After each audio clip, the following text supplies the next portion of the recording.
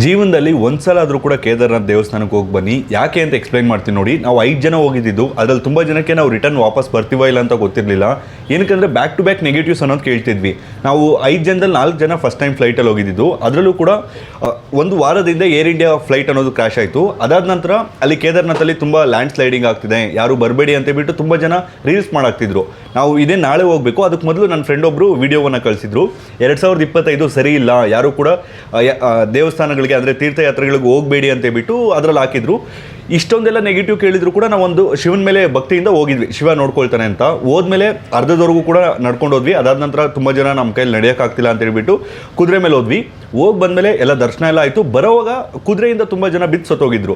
So ಅದು ನಮ್ಮ ಫ್ರೆಂಡ್ಸ್ಗೆ ಇನ್ನೂ ಜಾಸ್ತಿ ಭಯ ಆಗೋಯಿತು. ಅದರಲ್ಲಿ ಮಳೆ ಬೇರೆ ಜಾಸ್ತಿ ಆಗಿತ್ತು ಮತ್ತು ಕತ್ಲಿತ್ತು. ಫಸ್ಟ್ ಆದರೂ ಹೋಗೋವಾಗ ಸ್ವಲ್ಪ ಲೈಟಿಂಗ್ ಇತ್ತು, ಅದು ಯಾವುದೂ ಇರಲಿಲ್ಲ.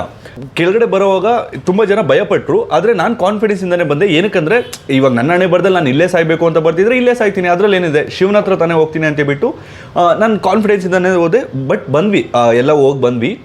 ಬಟ್ ಒಂದು ಹೇಳ್ಬೇಕಂದ್ರೆ ನಿಜವಾಗ್ಲೂ ಅದರ ಎಕ್ಸ್ಪೀರಿಯನ್ಸ್ನ ಪದಗಳಲ್ಲಿ ವರ್ಣನೆ ಮಾಡೋಕ್ಕಾಗಲ್ಲ, ಅಷ್ಟು ಸಖತ್ತಾಗಿತ್ತು. ಅದ್ರ ನೇಚರ್ ಆಗಿರ್ಬೋದು, ಆ ನದಿ ಆಗಿರ್ಬೋದು, ಅಥವಾ ಕೇದಾರನಾಥ್ ದೇವಸ್ಥಾನ ಆಗಿರ್ಬೋದು, ನಮಗೆ ಸಿಕ್ಕಂಥ ದರ್ಶನ ಆಗಿರ್ಬೋದು.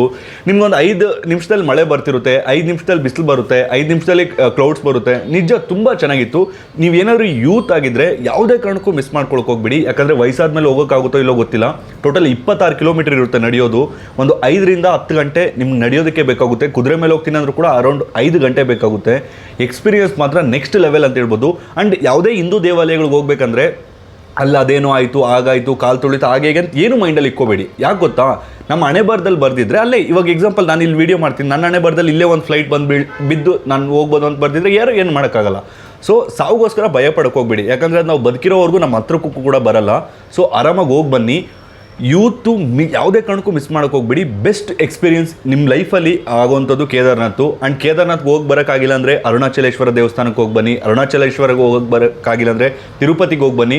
ಒಟ್ಟಿನಲ್ಲಿ ಎಲ್ಲ ಹಿಂದೂ ದೇವಸ್ಥಾನಗಳಿಗೆ ಹೋಗಿ ಬನ್ನಿ. ಎಕ್ಸ್ಪೀರಿಯನ್ಸ್ ಮಾತ್ರ ಕೇದಾರ್ನಾಥ್ದು ನೆಕ್ಸ್ಟ್ ಲೆವೆಲ್ ಅಂತ ಹೇಳ್ಬೋದು. ಪ್ರತಿ ವರ್ಷ ಹೋಗಬೇಕು ಅನಿಸ್ತಿದೆ.